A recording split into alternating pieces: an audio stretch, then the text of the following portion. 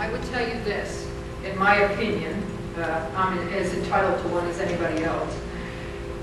If you hear any of the candidates say, but we have to keep the troops there, just put that up on a wall and then put an equal sign after it and put corporate dollars, because that's who's telling them what to say. And you can, in your thought process and in your efforts, if you can get to a person like Sinich, who says, I don't want money from the corporate people. We have to get that train under control before we can talk about a legitimate election. I am appalled that any candidate on either side of the aisle would dare to say, we have to keep the troops there, otherwise it'll be a civil war. It's a civil war now. It is my impression and my opinion, having lived in the Middle East for over 6 years, they will resolve this on their own. We need to get out to stop being the salt in the wound and let them handle this, because they will once we're gone.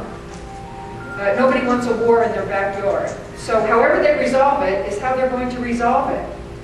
We shouldn't have a vote in that. We can't even manage a vote here in our own country, let alone try to impose one halfway around the world. I couldn't agree more with the Colonel. I also like to say that I haven't really heard Obama speak recently, but I was watching a clip from what Hillary Clinton was saying about the war and talking about how our troops have done their job. You know, we got Saddam Hussein. It's time for the Iraqi government to do their job, and you know, we need to bring our troops home unless they're ready to. I mean, like basically, she was, first of all, the job was not to get Saddam Hussein. The job was to go after Saddam Hussein because there were weapons of mass destruction and links to Al-Qaeda.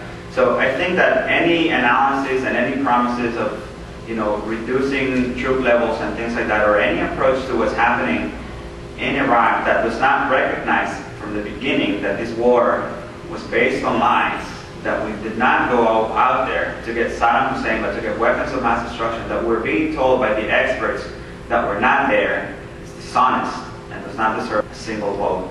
And that's one of the things that I see that's missing from the dialogue.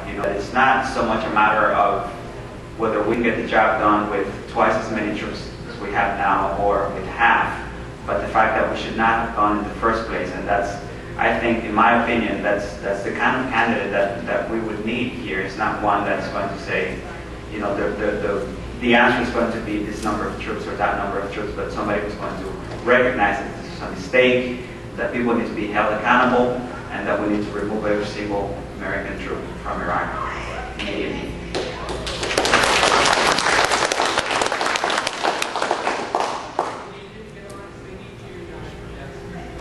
Well, I just want to tell you one thing, and take this with you for the rest of this conference and the rest of your lives.